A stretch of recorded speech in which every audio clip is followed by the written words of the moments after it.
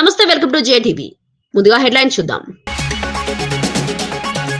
రాజధాని రైతుల సమస్యలపై త్రిసభ్య కమిటీ కీలక సమీక్ష. పరిహారం, భూ హక్కులపై అమరావతిలో వేడెక్కిన చర్చలు.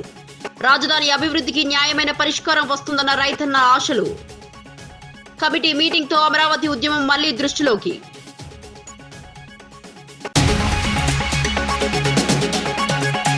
పెంచినయ్య హత్యపై గంజాయి బ్యాచ్ ను వదలొద్దని కోటంరెడ్డి వార్నింగ్. నెల్లూరులో రౌడీయిజం పెరుగుతోందని కోటంరెడ్డి సీరియస్ అలర్ట్. హత్య కేసులో నిజాలు బయటపెట్టాలని పోలీసులకు కోటంరెడ్డి డిమాండ్.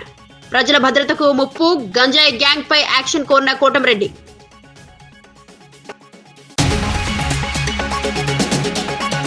కేటీఆర్ ఆరోపణలు నకిలీ, బీసీలతో ఆటలు ఆడొద్దని సీతక్క హెచ్చరిక. రిజర్వేషన్లు తగ్గాయన్న కేటీఆర్ మాటలకు Seethakka straight counter. Supreme guideline commission రిపోర్టే ఫైనల్ అని సీతక్క క్లారిటీ. బీసీలను భయపెట్టే డ్రామా ఆపండి అని కేటీఆర్ పై సీతక్క ఫైర్.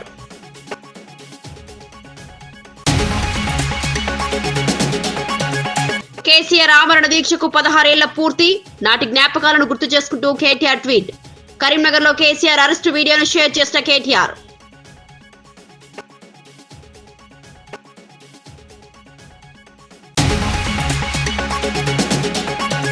కర్ణాటక సీఎం పదవిపై కొనసాగుతున్న సంక్షోభం. అధిష్టానం ఆదేశాలతో రంగంలోకి దిగిన సిద్దరామయ్య, డీకే శివకుమార్. బెంగళూరులోని సీఎం నివాసంలో ఇద్దరు నేతల బ్రేక్ఫాస్ట్ మీటింగ్. విభేదాలు పరిష్కరించుకున్నాకే ఢిల్లీకి రావాలని స్పష్టం చేసిన హైకమాండ్. పార్టీ నిర్వహించిన దీక్ష దివాస్ పై మంత్రి సీతక్క తీవ్ర స్థాయిలో మండిపడ్డారు. గతంలో ఒక్కరోజు మాత్రమే దీక్ష పెట్టుకున్న పార్టీ ఇప్పుడు 10 రోజుల కార్యక్రమం పెట్టి ప్రజలను తప్పుదోవ పట్టించాలని చూస్తోందని ఆమె ఆరోపించారు. పంచాయతీ ఎన్నికలు దగ్గర పడుతుండటంతో ఓట్ల కోసం బీఆర్ఎస్ కుట్రలు పడుతోందని అన్నారు. తమ వ్యక్తిత్వాలను కించపరుస్తూ అబద్దాల ప్రచారం చేయడం రాజకీయ దురుద్దేశమని సీతక్క స్పష్టం చేశారు. ప్రజా సమస్యలను పక్కన పెట్టి కక్ష సాధింపు రాజకీయాలు చేస్తుండడం అంగీకార యోగ్యం కాదని ఆమె హెచ్చరించారు. సీతక్క వ్యాఖ్యలు బయటకు రావడంతో బీఆర్ఎస్ కాంగ్రెస్ మధ్య రాజకీయ వాతావరణం మరింత వేడెక్కింది. అదే విధంగా అభిజిత్, విదుల్ చావ్లా మరియు రంజిత్ అనే మేము అక్కడ దీక్ష చేస్తే కరోనాను ఆరోగ్యశ్రీలో చేర్చాలని దీక్ష చేయడం జరిగింది. దాని మీద ప్రభుత్వం, ఆనాటి ప్రభుత్వము దీక్ష చేయొద్దని అక్రమంగా కేసులు పెట్టి మమ్మల్ని కేసులలో ఇరికించడంతో మరి గత కొంతకాలంగా కేసులకు అటెండ్ అవుతా ఉన్నాం. ఈరోజు కేసుకు అటెండ్ అయితే మళ్ళీ 18కు వాయిదా వేయడం జరిగింది. మేము ఆ రోజు అడిగింది కూడా న్యాయమైన డిమాండ్. ఎందుకంటే కరోనా అనేది ప్రతి ఒక్కరికి వ్యాపించింది. అది చాలా కాస్ట్ కూడా పెట్టుకునే పరిస్థితి. దానికి పేదోళ్లకు కరోనా వస్తే చాలా మంది చనిపోతున్నారు. ఆరోగ్యశ్రీ ఉంటే వైద్యం వాళ్ళకి అందుబాటులోకి వస్తుంది. కాబట్టి ఆరోగ్యశ్రీలో చేర్చాలని డిమాండ్ చేస్తూ నిరాహార దీక్ష చేపట్టడం జరిగింది. మరి ఆ నిరాహార దీక్షను భగ్నం చేయడమే కాకుండా మా మీద గాంధీనగర్ పిఎస్లో కేసులు పెట్టడం జరిగింది. సో అప్పుడు కూడా అన్నమే మేము చేస్తున్న న్యాయమైన పోరాటం. ఇది ఎవరికో ఏదో పొలిటికల్ కాదు. రాష్ట్రంలో ఉన్నటువంటి వాళ్ళు, దేశంలో, ప్రపంచంలో కూడా గడగడలాడిస్తున్నటువంటి ఈ కరోనా జబ్బుకు సామాన్యులు బలైపోతున్నారు. ఖరీదైన వైద్యం అందించలేని పరిస్థితి, తీసుకోలేని పరిస్థితి ఉంది. కాబట్టి గవర్నమెంట్ ఆరోగ్యశ్రీలో చేర్చి కరోనాకు ఫ్రీ ట్రీట్మెంట్ ఇవ్వాలనే డిమాండ్ చేయడంతో మా మీద ఈ కేసు పెట్టడం జరిగింది. ఏదేమైనా మేము ప్రజల మాజీ మంత్రి, గుంటూరు జిల్లా వైఎస్ఆర్సీపీ అధ్యక్షుడు అంబటి రాంబాబు నిర్వహించిన ప్రెస్ మీట్ లో కీలక రాజకీయ అంశాలు ప్రస్తావనకు వచ్చాయి. పార్టీ భవిష్యత్ దిశ, ప్రాంతీయ నాయకుల కార్యకలాపాలు, ప్రజా సమస్యలపై ఆయన చేసిన వ్యాఖ్యలు జిల్లాలో చర్చనీయాంశమయ్యాయి. అంబటి తన విమర్శలను నేరుగా, సంకోచం లేకుండా వెల్లడించడంతో పార్టీ శ్రేణుల్లో కొత్త చర్చలు మొదలయ్యాయి. ప్రస్తుత రాజకీయాల్లో సమీకరణాల్లో వైఎస్ఆర్సీపీ ఎందుకు వెనకబడుతోంది, ఏ మార్పులు అవసరం, నాయకత్వం ఏ దిశలో అడుగులు వేయాలి, ఈ ప్రశ్నలపై అంబటి వ్యాఖ్యలు మరింత మూవ్మెంట్ సృష్టించాయి. ఎప్పుడు కూడా మళ్ళీ ఇంకొక దశ ఉందని కానీ, మళ్ళా కొంత భూమిని మేము సేకరించవలసిన అవసరం ఉందని కానీ ఎప్పుడు చెప్పలా. 50,000 కోట్లతో అద్భుతమైన నగరాన్ని, వరల్డ్ క్లాస్ టౌన్ ని నిర్మించబోతున్నాము. ప్రపంచంలోనే అత్యుత్తమమైన, భారతదేశంలో కాదు సుమా, ప్రపంచంలోనే అత్యుత్తమమైన రాజధానిగా దీన్ని మేము చేయబోతున్నాము అనేటువంటి ఉద్దేశంతో ఆ రోజున చంద్రబాబు నాయుడు గారు ప్రగల్భాలు పలికారు. చంద్రబాబు నాయుడు గారు అధికారంలోకి వచ్చిన తర్వాత ఇప్పుడు చూస్తుంటే కథ ఏంటో చూశారు కదా మీరు. మళ్ళీ 20,000 ఎకరాలు కావాలంటున్నారు. ఇది 2వ దశ. మళ్ళా 3వ దశ ఉంది. ఈ 2,000 ఎకరాల్లో 16,000 చిల్లర ఎకరాలను 16,666 ఎకరాలను రైతుల దగ్గర నుంచి పూలింగ్ చేసుకొని ఇంకా మిగతా ప్రభుత్వ భూమితో కలిసి 20,000 ఎకరాలకు దీన్ని 2వ దశలో సేకరించాలని, మళ్ళా 3వ దశలో కొంత భాగాన్ని సేకరించాలని చంద్రబాబు నాయుడు గారు భావించటం, దాని మీద నిన్న కేబినెట్లో కూడా డిస్కస్ చేసి ఆమోదించడం జరిగింది. ఇది చాలా దురదృష్టకరమైనటువంటి పరిణామంగా నేను భావిస్తున్నాను. వైఎస్ఆర్ కాంగ్రెస్ పార్టీ కూడా భావిస్తుంది. ఎందుకంటే సుమారుగా 10 సంవత్సరాల క్రితం అక్కడ రైతులు 35,000 ఎకరాలు ఇచ్చారు. ఆ రైతులకి ఇస్తే వారికి రిటర్నబుల్ ప్లాట్స్, ఇదిగో ఇంత ఇస్తే ఇంత భూమిని మీకు డెవలప్ చేసి, పూర్తిగా డెవలప్ చేసి అద్భుతమైన ప్లాట్లను మీకు ఇస్తామని ఆ రోజున హామీ ఇచ్చారు. అట్రాక్ట్ చేయడానికి ప్రయత్నం చేశారు. అనేకమైన మాటలు చెప్పారు, అద్భుతమైన మాటలు చెప్పారు. రైతుల దగ్గర నుంచి ఆ భూములు తీసుకున్నారు. ఇవాళ రిటర్నబుల్ ప్లాట్స్ ఇచ్చారా ఎక్కడైనా అంటే ఇంతవరకు లేవు. కేటాయించామంటారు. ఎక్కడ కేటాయించాలి చూపించమంటే మీకు చాలా చిత్రం. అసలు పూలింగ్లో లేని భూముల దగ్గరికి వెళ్ళి చూపిస్తున్నారు, అక్కడ చూపించామని. వాళ్ళేమో ఆశ్చర్యపోతున్నారు. అక్కడ రోడ్లు లేవు, మరొకటి లేవు. అసలు ఎక్కడా కూడా రిటర్నబుల్ ప్లాట్స్ 10 సంవత్సరాలు అయినా కూడా చూపించినటువంటి పరిస్థితుల్లో ఇవాళ ప్రభుత్వం ఉంది. రైతులు అలో లక్షణాన్ని బాధపడుతున్నారు. ఇచ్చిన భూములకు రిటర్నబుల్ ప్లాట్స్ ఇస్తా అన్నాడు చంద్రబాబు నాయుడు గారు. అద్భుతంగా వాటిని డెవలప్ చేసి ఇస్తామన్నారంటే డెవలప్మెంట్ సంగతి దేవుడు ఎరుగు. అసలు ప్లాటులు ఎక్కడ ఇచ్చారో కూడా తెలియనటువంటి పరిస్థితి ఇవాళ కనిపిస్తా ఉంది. ఇదిగో ఇక్కడ ఇచ్చామంటే అక్కడ పూలింగ్ భూమే లేని చోట ఇచ్చామంటారు. ఇది చంద్రబాబు నాయుడు గారి విజన్ గా మనం భావించాలని నేను అనుకుంటా ఉన్నా. ఎక్కడ భూములు ఉన్నాయో కూడా తెలియనటువంటి దుర్మార్గమైన పరిస్థితుల్లోకి ఇవాళ రైతాంగాన్ని నెట్టారు. సరే, రైతులందరూ సిఆర్డీ ఆఫీస్కి వెళ్తున్నారు. ఏమండి మా భూముల సంగతి ఏంటి అని అడుగుతున్నారు. సమాధానం చెప్పేవాళ్ళు లేడు. అదేమంటే ఇస్తామలేవా తొందరగా, ఏంటి రోజు తిరుగుతున్నారు మీరు అని అవమానపరిచేటటువంటి మాటలు మాట్లాడుతున్నారు. సిఆర్డీఏ వారు అవమానపరిచే మాటలు మాట్లాడుతున్నారు. ఒక్క మంత్రి కూడా అయ్యా మీ కౌలు గురించి కానీ మీ రిటర్నబుల్ ప్లాట్స్ గురించి కానీ మీరు బాధపడవలసిన అవసరం లేదని గౌరవంగా చెప్పినటువంటి సమాధానం ఒక్కటి కూడా లేదు. ఇది నేను చెప్తున్న మాట కాదు, రైతులే చెబుతున్నటువంటి మాటలు, వారి ఛానల్స్లోనే వచ్చినటువంటి మాటలు. రైతులు ఈ విధంగా ఇబ్బంది పడుతూ ఉంటే ఆ రోజునేమో రైతులు అద్భుతం, అమోఘం, త్యాగదనం అన్నారు. ఈ రోజు రైతులు పనికి మానవుల కింద లెక్కేసి పక్కకు నెట్టేస్తుంటే రైతులు ఎంతగా బాధపడుతున్నారో నేను మీకు ప్రత్యేకంగా చెప్పవలసిన అవసరం లేదని కూడా ఈ సందర్భంగా నేను చెప్పదలుచుకున్నాను. ఈ విధంగా చంద్రబాబు నాయుడు గారు వరల్డ్ క్లాస్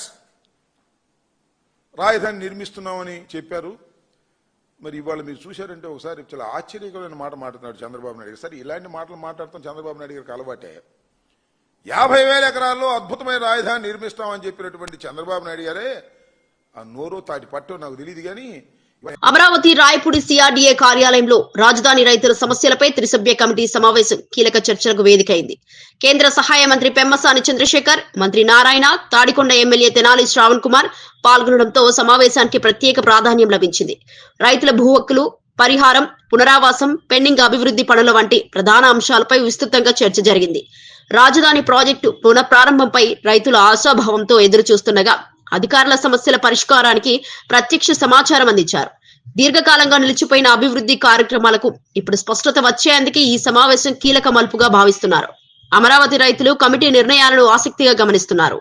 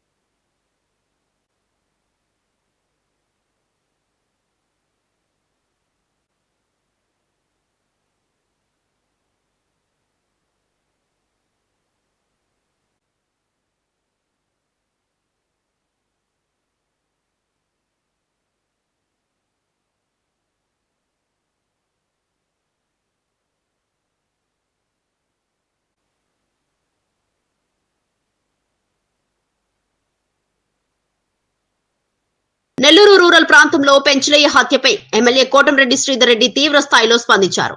పడారపల్లి వద్ద జరిగిన ఈ దారుణం స్థానికులను కలవరపరిచిందని పేర్కొన్న ఆయన గంజాయి బ్యాచ్ పేరు పొందిన గ్యాంగ్ ను ఎట్టి పరిస్థితుల్లోనూ విడిచిపెట్టవద్దని పోలీసులకు సూచించారు.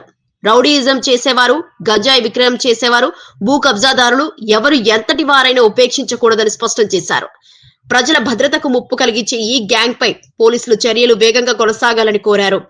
హత్య కేసులో నిజాలు వెలికితీసి నిందితులకు కఠిన శిక్ష విధించాలని ఆయన డిమాండ్ చేశారు. ఈ ఘటన తర్వాత ప్రాంతంలో చట్ట వ్యవస్థపై ప్రజల్లో ఆందోళన పెరిగింది. కోటంరెడ్డి వ్యాఖ్యలు వెలువడంతో పోలీసులు దర్యాప్తును మరింత వేగవంతం చేశారు.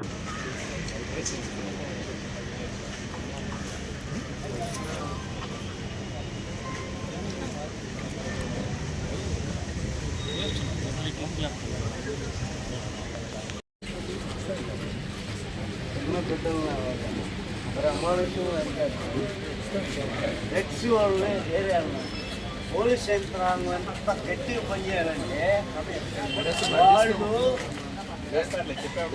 పోలీస్ యంత్రాంగం ముడుపులు తీసుకుంటే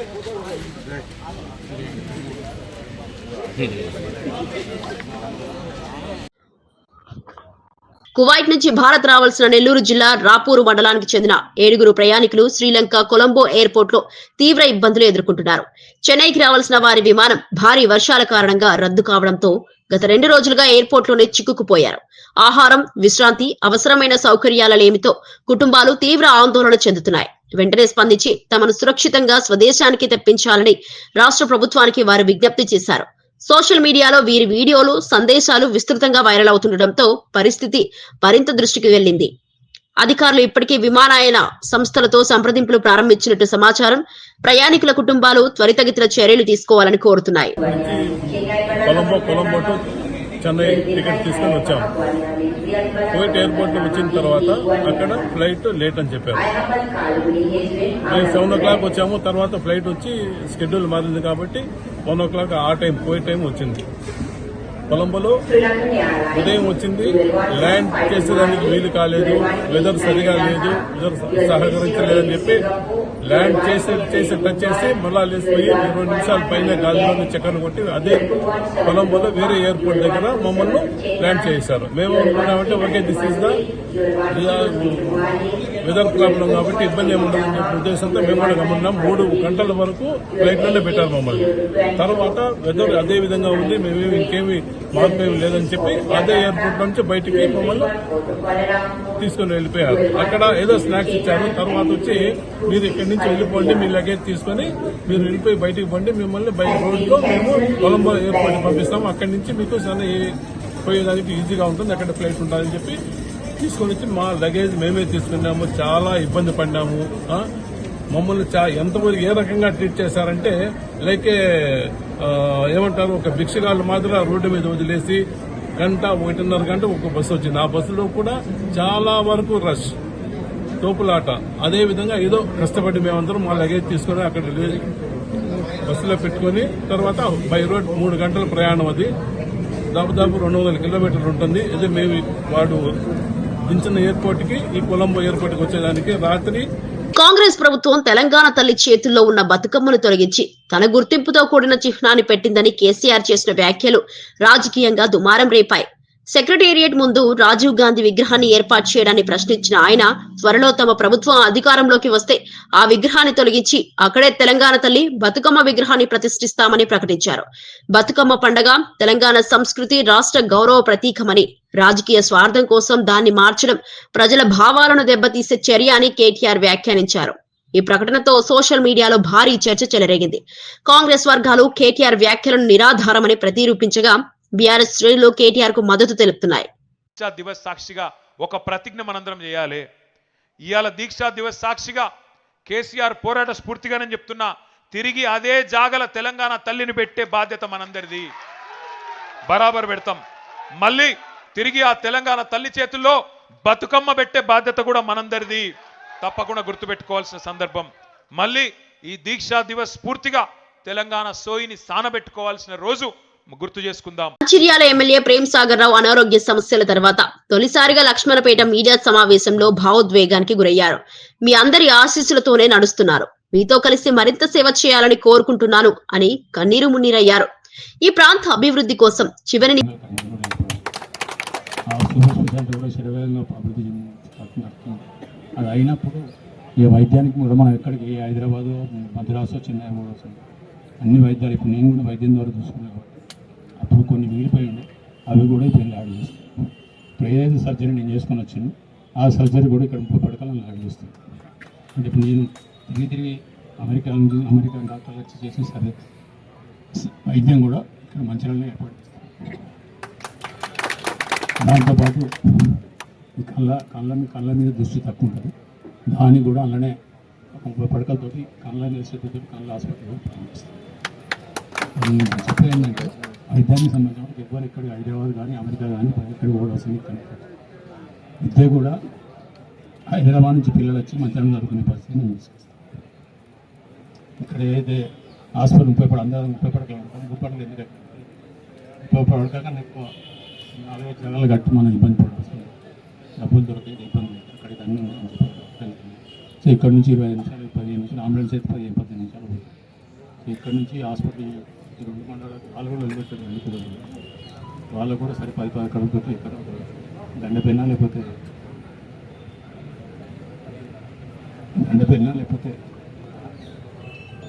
చేయడం జరుగుతుంది. ఇట్లా ప్రతి కార్యక్రమం తీసుకొచ్చి చేస్తుంది. రైతు సోదరులకు మీ అందరూ చెప్పేది ఒకటి, ఇవాళ ఎన్నికలు లేకపోతే నేను వచ్చే పరిస్థితి లేదు. ఎన్నికల కోసం రావడం జరిగింది, నిన్న వస్తువులు కూడా వచ్చింది. నా మీద దయ ఉంచి చేతులుంచి ఇప్పుడు నిలబడ్డది సర్పంచ్ అభ్యర్థులు 61 మంది బాబు, నేను వాళ్ళ తరఫున నేను నిలబడ్డా. జడ్చర్ల ఎమ్మెల్యే అనిరుద్ రెడ్డి ఉప ముఖ్యమంత్రి పవన్ కళ్యాణ్ పై చేసిన ఘాటు వ్యాఖ్యలు రాజకీయ వాతావరణాన్ని ఒకేసారి వేడెక్కించాయి. నువ్వు 70 ఏళ్లైనా సీఎం కాలేవు, దమ్ముంటే ఒంటరిగా పోటీ చేయి అంటూ ఆయన తీవ్ర విమర్శలు చేశారు. తెలంగాణలో ఆస్తులు అమ్మేసి ఆంధ్రప్రదేశ్ కు పారిపోవాలని మాట్లాడడం కూడా వివాదాస్పదమైంది. పవన్ కళ్యాణ్ తెలంగాణ ప్రజలకు క్షమాపణ చెప్పాలని అనిరుద్ డిమాండ్ చేశారు. ఈ వ్యాఖ్యలతో జడ్చర్లలో జనసేన కాంగ్రెస్ శ్రేణుల్లో చర్చలు పెరిగాయి. రాజకీయ వర్గాలు కూడా ఈ వ్యాఖ్యలను గమనిస్తున్నాయి. పవన్ ను లక్ష్యంగా చేసుకుని ఇంత దూకుడు వ్యాఖ్యలు రావడం ఇదే మొదటిసారి కాకపోవడంతో ఈ వివాదం మరో రౌండ్ కు దారితీయొచ్చని విశ్లేషకుల అభిప్రాయం. ఇరిగేషన్ ప్రాజెక్ట్ చేసుకుంటున్నారు, కన్స్ట్రక్షన్లో మీరే ఉన్నారు. ఆయన కానీ ఒక్క మాట వల్లనే మేము ఏమైనా అంటున్నామా? బిజినెస్ చేసుకోవాలని ఇస్తున్నాము, ఫ్రెండ్లీగా ఉన్నాము. అట్లాంటి ఈరోజు నువ్వు ఒక ఇంత పెద్ద మనిషివి, నువ్వు ఇట్లా మా తెలంగాణ ప్రజల గురించి తెలంగాణ గురించి మాట్లాడడం తప్పు, నేరం. నువ్వు క్షమాపణ చెప్పాల్సిందే అని చెప్పి కూడా నేను తెలియజేస్తున్నాను. నువ్వు ఒక పెద్ద పవర్ స్టారు, నీ గురించి ఏమైనా మాట్లాడితే తప్పు అంటే అది మాత్రం కరెక్ట్ కాదు. తప్పు నువ్వు మాట్లాడినావు కాబట్టి తప్పు అని చెప్తున్నావు. నేను కూడా మీ ఫ్యానే. మొన్న రీసెంట్ మూవీ కూడా ఫ్లాప్ అయిన మూవీ కూడా నీది అట్లీస్ట్ ప్రొడ్యూసర్ అయినా బాగుపడాలని చెప్పేసి ఇక్కడ 800 రూపాయలు టికెట్ పెంచితే కూడా నేను కూడా పోయి నీ మూవీ చూస్తాను. కానీ ఈ రోజు నువ్వు సెంటిమెంట్గా మా తెలంగాణ వాళ్ళ గురించి మాట్లాడితే మాత్రం కరెక్ట్ కాదు. ఎందుకు మళ్ళీ హైదరాబాద్ ఆస్తులు కొనుక్కుంటున్నావు? మాది నరదిష్టి అంటున్నావు కదా, మరి మీరు బాగుపడితే మేము చూడలేము కదా, ఎందుకు హైదరాబాద్ ఆస్తులు కొనుక్కుంటున్నావు? అన్నీ అమ్మేసుకొని పోయి విజయవాడలో ఉండరాదా? నీకు ఇక్కడ ఏం పని అని చెప్పి నేను చెప్తున్నాను. 2024లో పొత్తు పెట్టుకున్నావు. నువ్వు సింగిల్గా పోయి ఉంటే నీ పరిస్థితి ఏందో అందరు తెలుస్తుండే. నువ్వు సింగిల్గా పోలేదు, మళ్ళీ చంద్రబాబు నాయుడుని పట్టుకొని అయినవు. ఒక మెగాస్టార్ చిరంజీవి గారి తమ్ముడిగా ఆయన పేరు చెప్పుకుంటేనే నీకు స్థానం ఉన్నది. నిజంగా మెగాస్టార్ చిరంజీవి గారు లేకుంటే నువ్వు యాక్టర్ అయ్యేదా? నువ్వు ఎప్పుడైతే మాట్లాడినావో తెలంగాణ వాళ్ళ గురించి మాది నరదిష్టి, మా కళ్ళు పడే గోదావరి అంతా నాశనం అయిపోయిందని చెప్పి మాట్లాడడం మాత్రం కరెక్ట్ కాదు. అట్లా మాట్లాడినప్పుడు నీకు కూడా చిత్తశుద్ధి ఉంటే నువ్వు హైదరాబాద్ ఆస్తులన్నీ అమ్ముకొని పోయి విజయవాడలో టీపీసీసీ చీఫ్ మహేష్ కుమార్ గౌడ్ పై మాజీ ఎంపీ వినోద్ కుమార్ చేసిన వ్యాఖ్యలు సిరిసిల్ల జిల్లాలో రాజకీయ వాతావరణాన్ని వేడెక్కించాయి. దీక్షా దివాస్ కార్యక్రమంలో పాల్గొన్న ఆయన నిందించేవారు ఆనాడు గాంధీజీ కాలంలో ఉన్నారు, ఇప్పుడు కేసీఆర్ కాలంలో కూడా ఉన్నారని వ్యాఖ్యానించారు. ఉప్పు సత్యాగ్రహం సమయంలో గాంధీ పరారయ్యాడని చెప్పేవారితో ఇప్పటి విమర్శకులేవీ తేడా లేదని అన్నారు. కేసీఆర్ ఉద్యమ దీక్షను దొంగ దీక్ష అన్నారని ఆరోపణలపై ఆయన ఘాటుగా స్పందించారు. నాయకులపై అబాసు పాలు చేసే విమర్శలు ప్రజాస్వామ్యాన్ని బలహీనపరుస్తాయని వినోద్ కుమార్ వ్యాఖ్యానించారు. ఆయన ప్రసంగం వీడియో సోషల్ మీడియాలో వైరల్ అవ్వడంతో మహేష్ గౌడ్ వర్గం కూడా ప్రతిస్పందించే అవకాశాలున్నాయి. మహేష్ కుమార్ గౌడ్ వినాలి. గాంధీ గారు కూడా గిట్లే అన్నారు. మహాత్మా గాంధీని సాబర్మతి ఆశ్రమం నుండి క్విట్ ఇండియా మూవ్మెంట్ కంటే ముందు, ఉప్పు సత్యాగ్రహం జరిగే ముందు మహాత్మా గాంధీ సాబర్మతి ఆశ్రమం అహ్మదాబాద్ నుండి బయలుదేరే ముందు డిండి యాత్ర ఆయన బయలుదేరిన తర్వాత అక్కడ ఉన్నటువంటి వ్యాపారవేత్తలు అక్కడ ఆ రోజు వరకు మహాత్మా గాంధీ గారికి సహాయం చేసేటువంటి కొంతమంది ఆ సాబర్మతి ఆశ్రమానికి కట్టడానికి చందాలు వసూలు చేసిండు మహాత్మా గాంధీ. మళ్ళీ తిరిగి ఇస్తా అని చెప్పిండు. ఈ తప్పించుకోవడానికి ఈ సాబర్మతి ఆశ్రమం చెల్లి పారిపోయాడు మహాత్మా గాంధీ అని కూడా నిందలేసింది ఇలాంటి శక్తులు. మహాత్మా గాంధీ ఏం చెప్పిండు? మన కేసీఆర్ గారు తెలంగాణ అభివృద్ధి వేగం ప్రపంచంలో అత్యంత పురోగతి సాధించిన దేశాలతో సమానంగా కొనసాగుతోందని ఉప ముఖ్యమంత్రి భట్టి విక్రమార్క అన్నారు. 2047 నాటికి రాష్ట్ర ఎకానమీని $1 ట్రిలియన్ స్థాయికి తీసుకెళ్లడమే ప్రభుత్వ ప్రధాన లక్ష్యమని పేర్కొన్నారు. పరిశ్రమలు, ఐటీ, వ్యవసాయం, స్టార్టప్స్ వంటి అన్ని రంగాల్లో సమగ్ర వృద్ధి సాధించేందుకు ప్రభుత్వం దిశానిర్దేశం చేస్తోందని తెలిపారు. పెట్టుబడుల పెరుగుదల, మౌలిక వసతుల అభివృద్ధి, విద్యారంగ సంస్కరణలు ఆల్ కలిసి రాష్ట్ర ప్రగతిని వేగవంతం చేస్తాయని అన్నారు. యువతకు అత్యాధునిక ఉద్యోగ అవకాశాలు సిద్ధం చేస్తామని, తెలంగాణను భారతదేశ ఆర్థిక కేంద్రంగా మార్చేందుకు ప్రభుత్వం అనేక విధానాలను అమలు చేస్తోందని భట్టి వెల్లడించారు. ఆయన వ్యాఖ్యలు బయటకు రావడంతో ప్రజలు, వ్యాపార వర్గాలు ఆసక్తిగా స్పందిస్తున్నాయి. రాష్ట్ర ప్రభుత్వ energy principal secretary Naveen Mittal గారు, ఎస్పీడీసీఎల్ సిఎండి ముషరఫ్ గారు, సింగరేణి సిఎండి బలరాం గారు, అట్లాగే ట్రాన్స్కో సిఎండి కృష్ణ భాస్కర్ గారు. ఈరోజు మీ ద్వారా రాష్ట్ర ప్రజలకి, దేశానికి, ఇంకా తెలంగాణ ప్రయోజనాలని విస్తృతంగా ఆశించేటువంటి ప్రపంచ స్థాయి పెద్దలకు కూడా అందరినీ దృష్టిలో పెట్టుకొని ఈ రాష్ట్రానికి భవిష్యత్తులో జిఎస్డిపి పెరగటానికి కావలసిన విధంగా రాష్ట్ర ప్రభుత్వం గౌరవ ముఖ్యమంత్రి రేవంత్ రెడ్డి గారి నాయకత్వంలో ఈ ప్రజాప్రభుత్వం యావత్ కేబినెట్ సహచరులందరూ కలిసి పెద్ద ఎత్తున కొన్ని ప్రణాళికలు తయారు చేయడం జరిగింది. ఆ ప్రణాళికలన్నీ కూడా ఈ రాష్ట్రం కేవలం ఈ దేశంలో ఉన్నటువంటి రాష్ట్రాలతోనే కాదు, ప్రపంచంలో అత్యంత అభివృద్ధి చెందినటువంటి దేశాలతో పోటీ పడే స్థాయిలో తెలంగాణకి బలమైనటువంటి పునాదులు వేస్తూ 2047 కల్లా $3 ట్రిలియన్ ఎకానమీగా తెలంగాణ రాష్ట్రాన్ని తీర్చిదిద్దాలనేటువంటి ఆలోచనతో ముందుకు పోతున్నటువంటి సమయం ఇది. దానికోసం వేస్తున్నటువంటి ప్రణాళికలు, రావాల్సినటువంటి పెట్టుబడులు,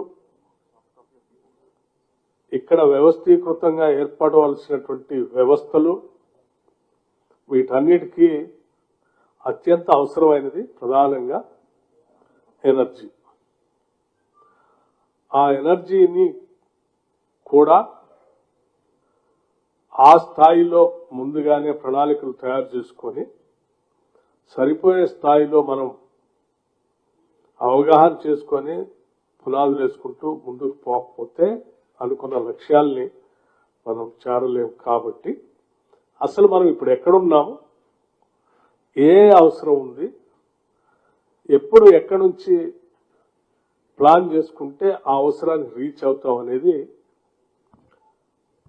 ఎలక్ట్రిసిటీకి సంబంధించి, ఎనర్జీకి సంబంధించి కొంత స్పష్టమైనటువంటి అవగాహనని ట్రాన్స్పరెంట్ గా ఉండేటట్టుగా కేవలం రాష్ట్ర ప్రజలకే కాదు, నిందా కూడా చెప్పినట్టు ఈ రాష్ట్ర ప్రయోజనాలను విస్తృతంగా ఆశించి ఆశీర్వదించేటువంటి దేశ స్థాయిలో ఉన్నటువంటి అందరికీ, ప్రపంచ స్థాయిలో ఉన్నటువంటి అందరికి కూడా ఈ విషయాలన్నీ అవగాహన చేయాలనేటువంటి ఆలోచనతోనే ఈ పవర్ పాయింట్ ప్రజెంటేషన్ని ఈరోజు మీ ద్వారా వారందరికీ తెలియడం కోసం ఒక చిన్న ప్రయత్నం చేస్తూ ఉన్నాం.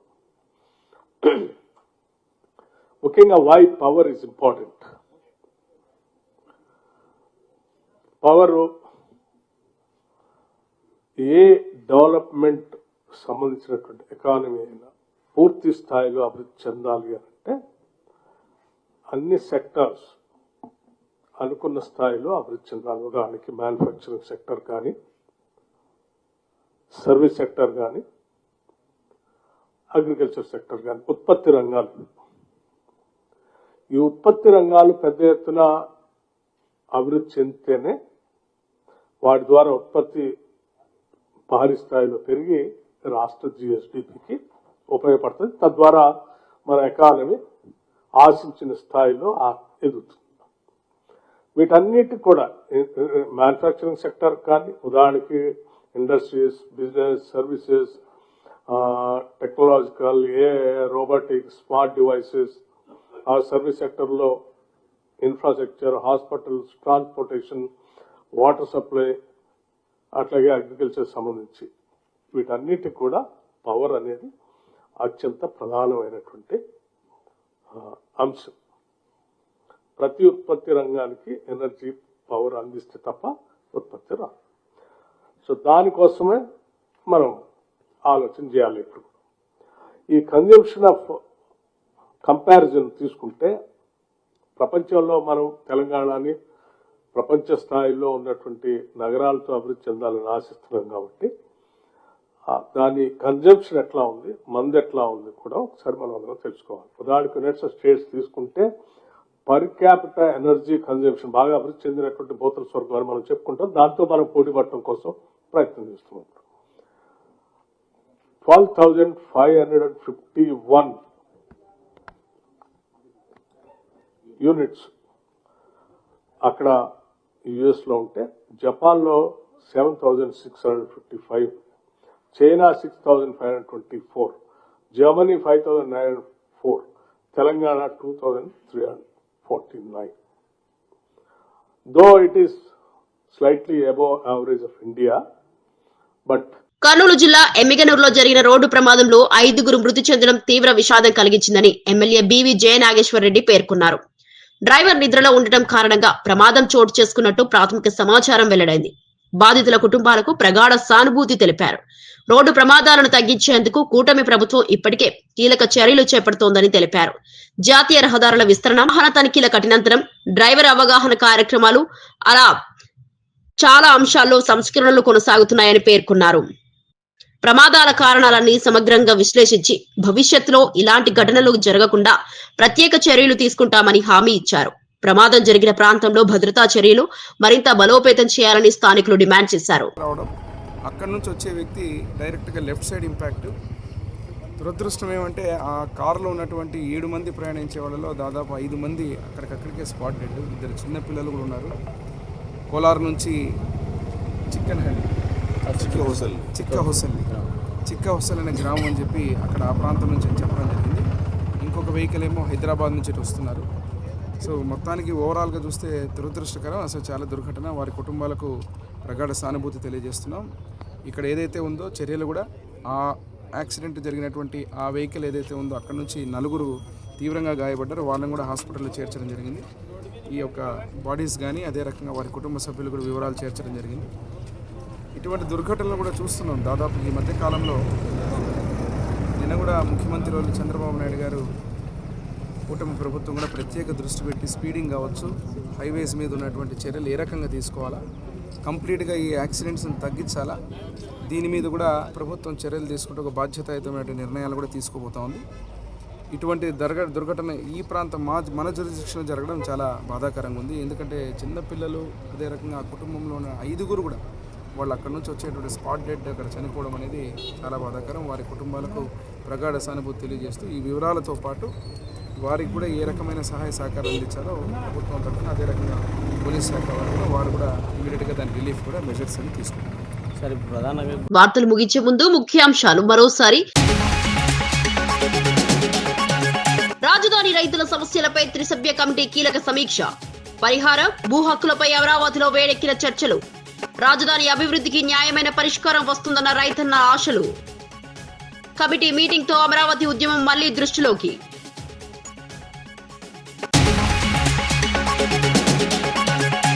పెంచినయ్య హత్యపై గంజాయి బ్యాచ్ ను వదలొద్దని కోటంరెడ్డి వార్నింగ్. నెల్లూరులో రౌడీయిజం పెరుగుతోందని కోటంరెడ్డి సీరియస్ అలర్ట్. హత్య కేసులో నిజాలు బయటపెట్టాలని పోలీసులకు కోటంరెడ్డి డిమాండ్. ప్రజల భద్రతకు ముప్పు, గంజాయి గ్యాంగ్ పై యాక్షన్ కోరిన కోటంరెడ్డి.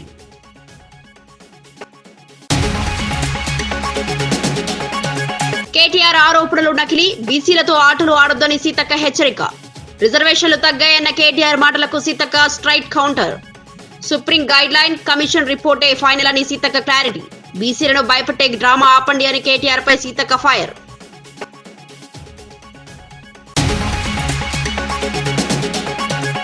కేసీఆర్ ఆమరణ దీక్షకు 16 ఏళ్ల పూర్తి. నాటి జ్ఞాపకాలను గుర్తు చేసుకుంటూ కేటీఆర్ ట్వీట్. కరీంనగర్ లో కేసీఆర్ అరెస్టు వీడియోను షేర్ చేసిన కేటీఆర్.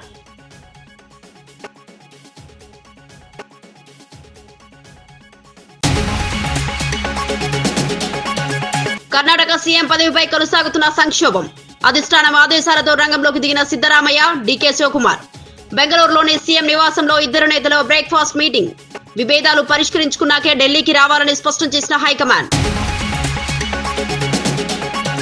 ఈనాటి వార్తా విశేషాలు మరో బులెటిన్ లో మళ్ళీ కలుద్దాం. నమస్కారం.